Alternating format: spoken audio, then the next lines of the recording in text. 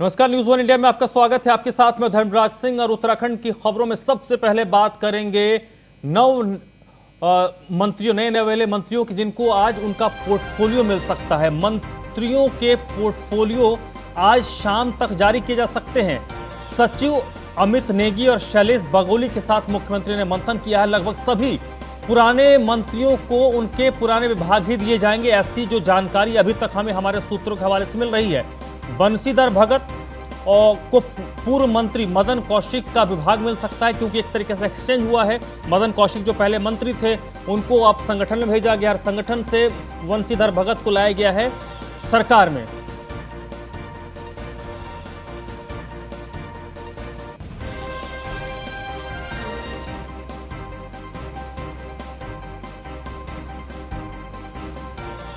तो फिलहाल मंत्रियों ने शपथ ले लिया है और सबसे बड़ी जो बात इस वक्त निकल कर आ रही है, और जब से शपथ लिया तब से ये सवाल उठ रहा है कि पोर्टफोलियो किस तरीके का होगा, क्योंकि पोर्टफोलियो से भी बहुत कुछ तय होता है।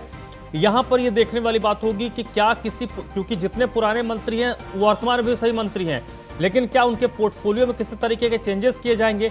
हमारे सोर्सेस के मार्फत हमें जो जानकारी मिल रही है, तमाम जो मंत्री हैं उनको वही मंत्री पद मिलेगा जो उनके पास पहले था, यानी कि जिसमें वो काम करते आ रहे थे।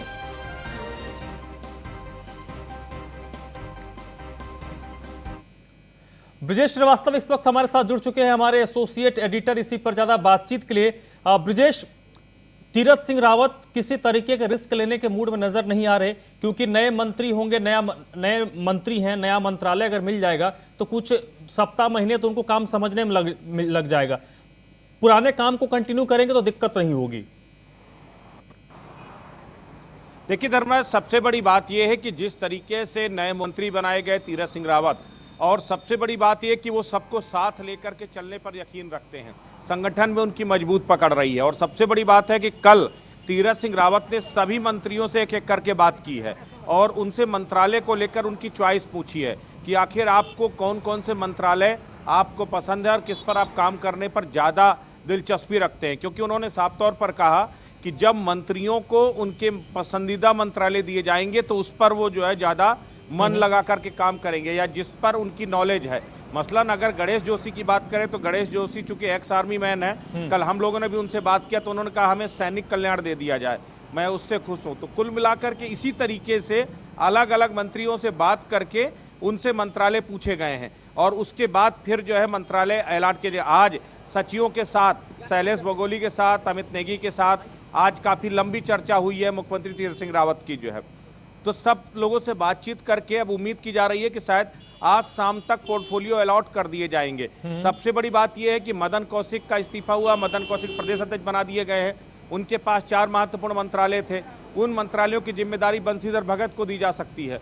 इसके साथ ही 50 से ज़्यादा मंत्रालय पूर्ववर्ती मुख्यमंत्री त्रिवेंद्र सिंह रावत के पास थे, उनके मंत्रालयों से कटौती करके जल है, सिंचाई है, लोक निर्माण है, इस तरह के कई महत्वपूर्ण मंत्रालय हैं जिसको कटौती करके नए बनाए गए मंत्रियों को ये मंत्री पद दिए जा सकते हैं। ये एक पूरी कवायद चल रही है। अभी कयास लगाए जा रहे हैं कि गणेश जो है स्वास्थ्य मंत्रालय दिया जा सकता है, बिशन सिंह चुफाल को जो है जल दिया जा सकता है। इसके साथ ही लोक निर्माण भी जो मुख्यमंत्री के पास था उसको भी ट्रांसफर किया जाए। तो इस तरीके से देखा जाए तो अभी तो कयासबाजी चल रही है, लेकिन इतना तो तय है कि आज शाम तक पोर्टफोलियो बांट दिए जाएंगे, ताकि कल सोमवार को जब वर्किंग डे होगा उसके बाद सभी मंत्री शपथ लेंगे और माफ कीजिएगा कार्यभार ग्रहण करेंगे, और कार्यभार ग्रहण करने के बाद वो जो है अपने काम को जो है शुरू कर देंगे। और सबसे बड़ी बात कोशिश ये भी है कि जो पुराने मंत्री हैं उनको पुराने मंत्रालय जो उनके पास थे, जिसमें कंट्रोवर्शियल जहां जहां पर नहीं था, परफॉर्मेंस बेस में अच्छे थे, वहां पर उनको कंटिन्यू रखा जाए। लेकिन परफॉर्मेंस के आधार पर कुछ मंत्रियों के मंत्रालयों में रद्दोबदल भी हो सकता है, तो वो भी देखना दिलचस्प होगा। ब्रिजेश, एक सवाल है मेरा, क्योंकि जो पुराने मुख्यमंत्री थे उनके पास आपने बताया कि कई सारे मंत्रालय थे, उसमें कई अहम मंत्रालय थे। ये बड़ा इंपॉर्टेंट होगा कि सीएम अपने पास कौन कौन से विभाग रखते हैं, और या फिर किन किन महत्वपूर्ण विभागों को वो ट्रांसफर कर देते हैं। देखिए, सबसे बड़ी बात यह है कि फिलहाल जो अभी नजर आ रहा है कि गृह, वित्त, लोक निर्माण, गोपन, इस तरह के कुछ महत्वपूर्ण विभाग हैं, वो विभाग मुख्यमंत्री संभवतः अपने पास ही रखें। और इसके अतिरिक्त, लेकिन इस बार इतना तो तय है कि इस बार जो आधा सैकड़ा महकमे मुख्यमंत्री के पास थे, पिछले मुख्यमंत्री के पास, वो नहीं रहने जा रहे हैं। उससे कम 10 से 12 मंत्रालय ऐसे हैं जिनको वो ट्रांसफर करेंगे दूसरे मंत्रियों को। उसके पीछे 2 वजह हैं। एक तो ये है कि 50 महकमों को लेकर के आप कितना भी काबिल मंत्री क्यों ना हो, लेकिन 50-50 मंत्रालय एक साथ एक मंत्री नहीं संभाल सकता, वो फिर मुख्यमंत्री ही क्यों ना हो। दूसरी बात, आपको सबसे बढ़िया 3 आपके अतिरिक्त मंत्री बनाए गए हैं पिछले बार के कोटे से जो है, तो अब ऐसे में उन 3 मंत्रियों को भी महत्वपूर्ण विभागों को आपको देना होगा। तो अब जैसे वित्त कभी उन पास था, प्रकाश पंत के पास था, प्रकाश पंत के जाने के बाद से आज तक वो विभाग जो है मुख्यमंत्री के पास ही रहा। तो इस तरीके से जो है बहुत सारे ऐसे महत्वपूर्ण मंत्रालय हैं जो मुख्यमंत्री के पास थे, जिनको अब ट्रांसफर करेंगे। चूंकि उसके पीछे की बड़ी वजह भी है कि आगे चुनाव पर जाना है, बहुत सारी व्यस्तताएं हैं, और इसके साथ ही सभी मंत्रालयों में अगर काम नहीं होगा तो भी जो है सरकार की किरकिरी होगी। तो ऐसे में अब जोर मुख्यमंत्री का मंत्रालय की तरफ नहीं होगा, बल्कि ये होगा कि परफॉर्मेंस को कैसे बेहतर बनाया जाए। और इसके लिए जरूरी है कि महत्वपूर्ण मंत्रालय महत्वपूर्ण मंत्रियों के हाथों हैंडओवर किए जाए और उनकी परफॉर्मेंस को रिव्यू किया जाए। तो ये वो प्रायोरिटी होगी और इसके तहत फिलहाल काम होता दिखाई देगा। ब्रिजेश, क्योंकि दर्जनों मंत्रालय हैं, मंत्री हैं 11, ऐसे में कुछ एक मंत्रालय होते हैं जिनका सीधा सरोकार आम लोगों के साथ डायरेक्ट होता है। मसलन शिक्षा मंत्रालय कह लीजिए, या फिर पीएचडी कह लीजिए, स्वास्थ्य कह लीजिए, ये डायरेक्ट आम लोगों से जिनका सरोकार है।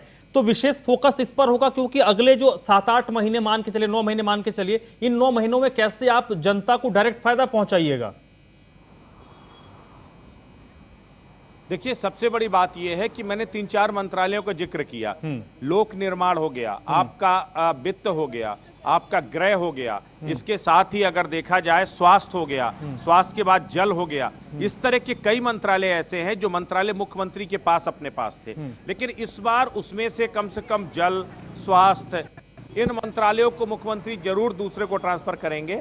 साथ ही उद्यम है, उद्यम मंत्रालय को भी वो करेंगे। तो इस तरह से कई ऐसे मंत्रालय हैं जहां पर अभी रद्दोबदल होगा और मुख्यमंत्री अपने पास से हटा करके दूसरे अन्य मंत्रियों को स्थानांतरित करेंगे। तो कोशिश यही की जा रही है कि वर्क कल्चर को बढ़ावा दिया जाए। हैवीवेट कैंडिडेट की अपेक्षा, हैवीवेट मंत्रालय वाले मंत्रियों की अपेक्षा आप मंत्रियों को उनकी चॉइस के, उनकी परफॉर्मेंस के अकॉर्डिंग अगर आप ट्रांसफर करते हैं तो ज्यादा बेहतर काम कर पाएंगे, ज्यादा बेहतर परफॉर्मेंस हो पाएगी। तो ऐसे, और जनता के सरोकार, जैसे मैंने आपको स्वास्थ्य और जल 2 की जिक्र किया, क्योंकि अगर पहाड़ की बात करें तो वाटर क्राइसिस एक बड़े लेवल पे, लोगों तक पेयजल आपूर्ति करना एक बड़ी समस्या की बात है। सड़कों का निर्माण, तो लोक निर्माण अपने आप में बेहद ही महत्वपूर्ण हो जाता है। अगर ग्रामीण अभियंत्रण मंत्रालय जो है, तो ये पर्वतीय विकास, ये तमाम ऐसे मंत्रालय हैं जो मुख्यमंत्री के पास पहले से मौजूद थे, लेकिन अब उन मंत्रालयों में बहुत सारे मंत्रालयों को चेंज किया जाएगा या फिर दूसरे मंत्रियों को ट्रांसफर किया जाएगा, ताकि वर्क कल्चर को बढ़ाया दिया जा सके, वर्क परफॉर्मेंस बढ़ सके और इन मंत्रालयों में काम और द्रुत गति से हो सके। चलिए, तो ब्रिजेश, जो पुराने मंत्री हैं, क्या उनके जो आपको सोर्सेस के मार्फत जानकारी मिली हो, क्या उनके पोर्टफोलियो को तो एज इट इज रखा जाएगा? कुछ ऐसा संभव है कि उसमें कुछ प्रमोट डिमोट किया जाए जो पुराने मंत्री हैं?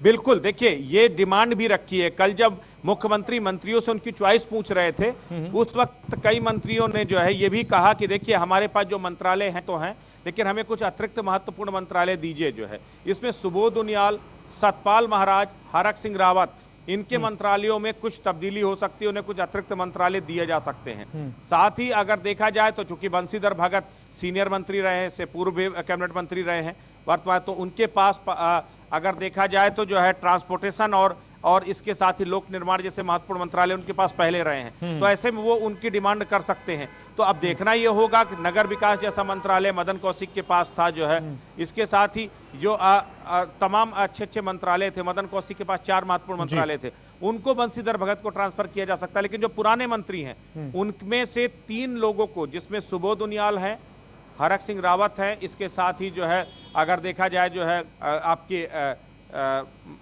इसके साथ अगर पुराने मंत्रियों में बात किया सतपाल महाराज, तो इन 3 लोगों के मंत्रालयों में कुछ इजाफा जरूर हो सकता है। तो अब देखना यह होगा कि किस तरीके से इनके प्रमोशन होते हैं और किस तरीके से मंत्रालयों के कामकाज का डिस्ट्रीब्यूशन किया जाता है। ब्रिजेश, आप मेरे साथ बने रहिएगा।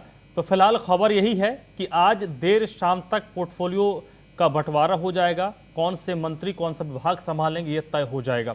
चलिए बढ़ते हैं आगे।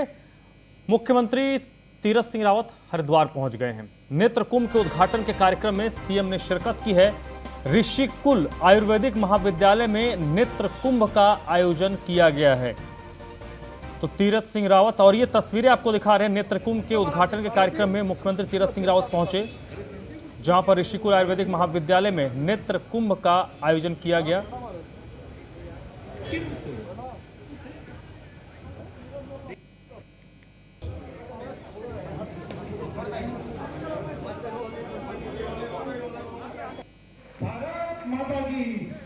तो हरिद्वार पहुंचे हैं मुख्यमंत्री तीरथ सिंह रावत और उसकी तस्वीर इस वक्त आपको हम दिखा रहे हैं।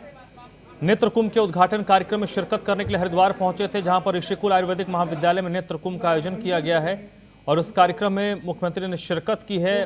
कार्यक्रम का उद्घाटन मुख्यमंत्री तीरथ सिंह रावत ने किया है।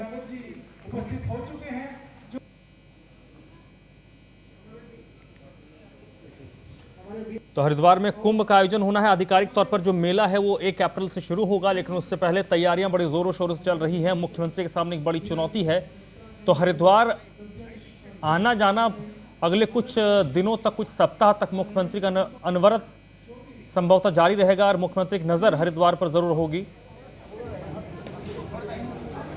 सुमित सैनी इस वक्त मेरे साथ फोन लाइन पर जुड़ चुके हैं हरिद्वार से, इसी पर अपडेट के लिए। सुमित, और क्या कुछ कार्यक्रम है हरिद्वार में मुख्यमंत्री का? बिल्कुल, मुख्यमंत्री ने यहाँ पर अभी एक जो कुंभ के दौरान यहाँ पर एक नेत्र कुंभ का का उद्घाटन किया। यहाँ पर गरीब लोगों के लिए जो निःशुल्क जो आंखों का चेकिंग होगी, उनकी अगर किसी तरह की कोई समस्या है या ऑपरेशन है, चश्मे लगाने हैं, तो वो सब मुफ्त दिया जाएगा। तो उसका उद्घाटन किया। उसके बाद मुख्य तीरथ सिंह रावत जूना अखाड़े के आचार्य महामंडलेश्वर अवधेशानंद गिरी के आश्रम में पहुंचे और वहां पर ओम बिरला जो लोकसभा अध्यक्ष है उनसे वहां पर मुलाकात कर रहे हैं। उसके बाद में वापसी देहरादून का उनका प्रोग्राम है। जी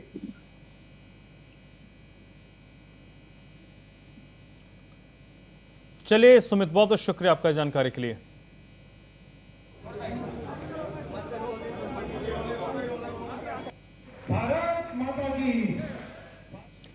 तो इस वक्त मुख्यमंत्री हरिद्वार में है, लेकिन हरिद्वार निकलने से पहले आज उन्होंने अपना कार्यभार संभाला, यानी ऑफिस उन्होंने ज्वाइन किया है।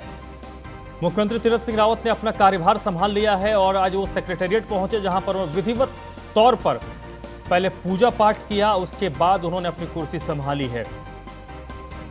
उनकी पत्नी उनके साथ मौजूद थी। मंत्री यतीश्वरानंद और सीएम कार्यालय के अधिकारी इस दौरान मौजूद थे। बाकायदा पूरे पारंपरिक अंदाज में मुख्यमंत्री ने पूजा पाठ की, उनकी पत्नी उनके साथ मौजूद थी। उसके बाद उन्होंने अपना ऑफिस ज्वाइन किया है। आज से मुख्यमंत्री ने शपथ तो उन्होंने ले ली थी, लेकिन वो आज सचिवालय पहुंचे और ऑफिस ज्वाइन करने से पहले उन्होंने बाकायदा पूजा पाठ किया। उनकी पत्नी उनके साथ मौजूद थी। मंत्री जो बनाए गए हैं यतीश्वरानंद उनके साथ मौजूद थे। सीएमओ का जितने बड़े छोटे अधिकारी कर्मचारी थे उनके साथ वहां पर पूजा में शामिल हुए।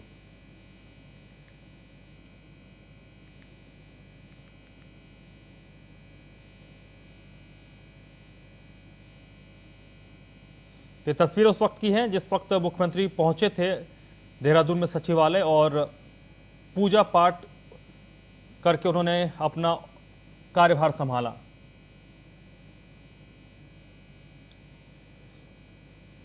तो तस्वीर इस वक्त की, मुख्यमंत्री ने पूरे विधि विधान के साथ पूजा पाठ किया और उसके बाद उन्होंने अपना ऑफिस ज्वाइन किया है। सीएम के दफ्तर आज सचिवालय पहुंचे, सीएमओ पहुंचे, उनके साथ मंत्री यतीश्वरानंद मौजूद थे। उनकी पत्नी भी उनके साथ पहुंची थी, जहां पूजा में उनके साथ शामिल हुई। तमाम जो सीएमओ के अधिकारी हैं, कर्मचारी हैं, इस पूजा में शामिल हुए और पूजा पाठ के बाद मुख्यमंत्री ने अपना ऑफिस आज ज्वाइन किया है और उसके बाद फिर वो हरिद्वार के लिए रवाना हुए थे। उससे पहले की ये तस्वीर है।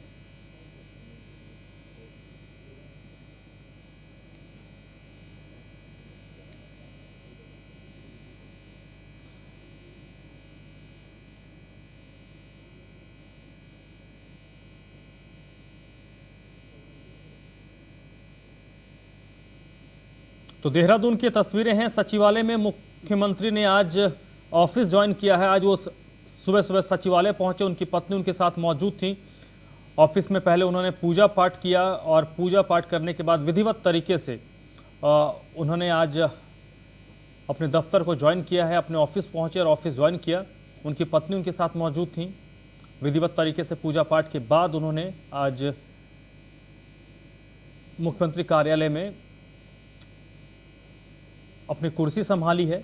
शपथ लिए उनको 4-5 दिन हो गए हैं, लेकिन आज पहली बार शपथ लेने के बाद बतौर मुख्यमंत्री कार्यालय पहुंचे।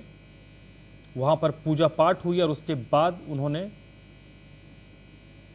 अपने ऑफिस को ज्वाइन किया।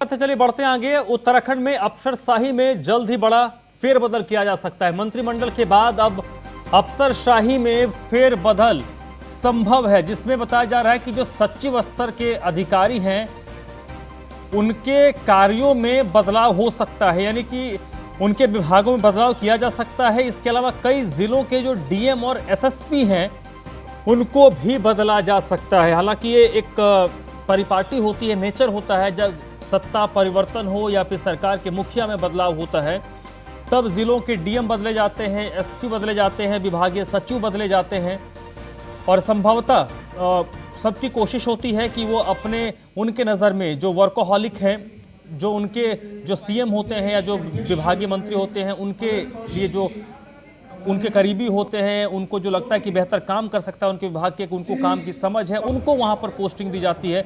कई सारे ऐसे जो ज़िले के डीएम होते हैं, एसएसपी, एसपी होते हैं, वो ऐसे जगहों पर होते हैं जहाँ पर डायरेक्ट आम लोगों से कोई सरोकार नहीं होता है, किसी विभाग में बैठे होते हैं, उनको उनकी ज़िलों में तैनाती की जाती है। एसएसपी जो होते हैं उनको ज़िलों में तैनाती की जाती है।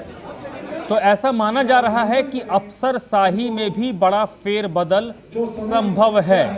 हालांकि कितने बड़े पैमाने पर होगा ये अभी तक क्लियर नहीं है, लेकिन बदलाव होंगे।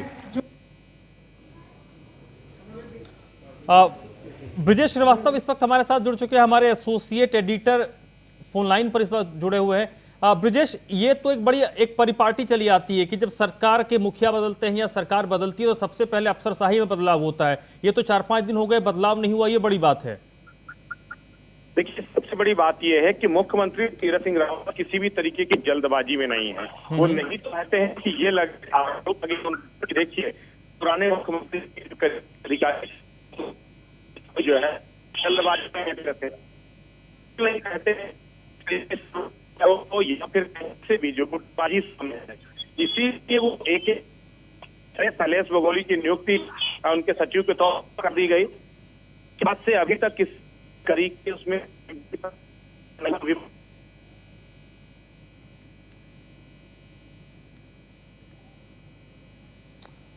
चलिए ब्रिजेश, बहुत बहुत शुक्रिया आपका।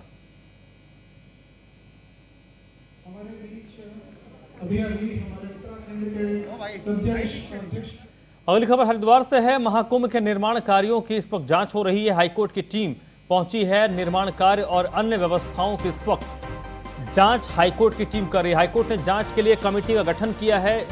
याचिकाकर्ता अधिवक्ता शिव भट्ट की टीम भी इसमें शामिल है। कोर्ट ने जिला जज को रिपोर्ट भेजने के निर्देश दिए हैं। 24 मार्च को इस मामले की अगली सुनवाई होनी है। तो महाकुंभ के निर्माण कार्यों की जांच के लिए हाईकोर्ट की टीम इस वक्त हरिद्वार पहुंची है।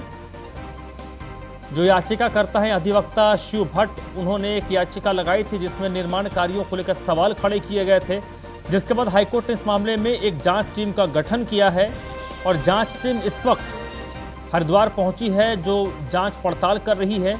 और उनके साथ जो याचिकाकर्ता हैं उनकी टीम भी शामिल हैं, जो हाईकोर्ट की टीम के साथ इस वक्त जुड़े हुए हैं। हाईकोर्ट ने इस पूरे मामले में जो जिला जज हैं उनको रिपोर्ट भेजने का निर्देश दिया है और इस मामले की अगली सुनवाई 24 मार्च को होनी है। यानी 24 मार्च से पहले संभवतः रिपोर्ट भी फाइल कर दी जाएगी। हरिद्वार में हो रहे महाकुंभ को लेकर जो निर्माण कार्य हो रहे हैं उसको लेकर एक याचिका लगाई गई थी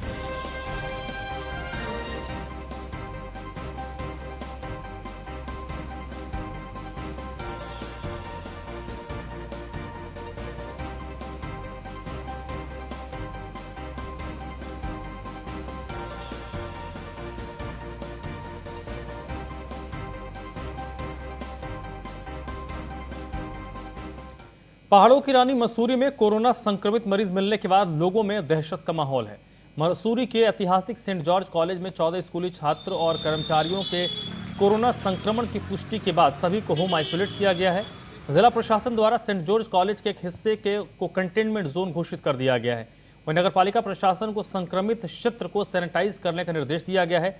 मसूरी कोविड-19 के इंचार्ज डॉक्टर प्रदीप राणा ने बताया कि स्वास्थ्य विभाग संक्रमित मरीजों पर निगाह बनाए हुए हैं। अगर किसी में खांसी जुकाम के लक्षण पाए जाते हैं तो उसको तत्काल देहरादून कोविड केयर सेंटर भेजा जाएगा।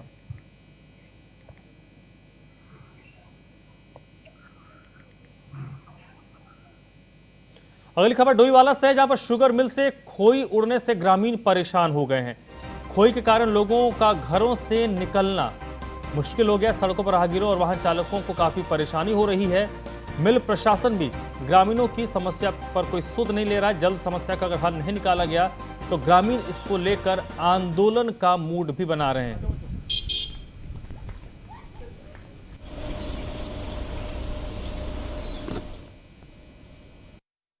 इससे पूर्व भी हमने कई बार ईडी साहब को ज्ञापन दिया।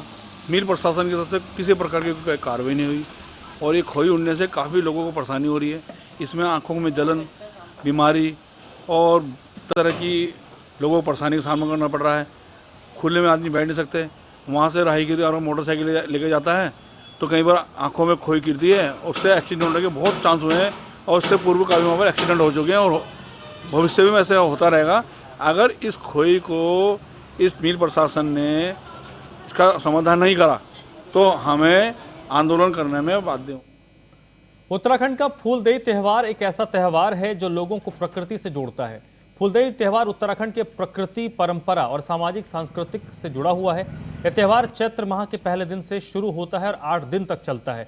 बसंत ऋतु के स्वागत का प्रतीक होता है। पहाड़ों में चारों ओर रंग बिरंगे फूल खिल जाते हैं। चैत्र महीने के पहले दिन इतने सुंदर उपहार देने के लिए गांव के सारे बच्चों के माध्यम से प्रकृति मां का धन्यवाद किया जाता है। मगर वीरान होती गांव और खंडहर होते घरों के कारण ये परंपरा धीरे धीरे विलुप्त हो रही है। ऐसा लगता है आने वाले कुछ समय बाद उत्तराखंड की संस्कृति, खान पान और प्रकृति का यह त्यौहार केवल किताबों के पन्नों पर नजर आएंगे।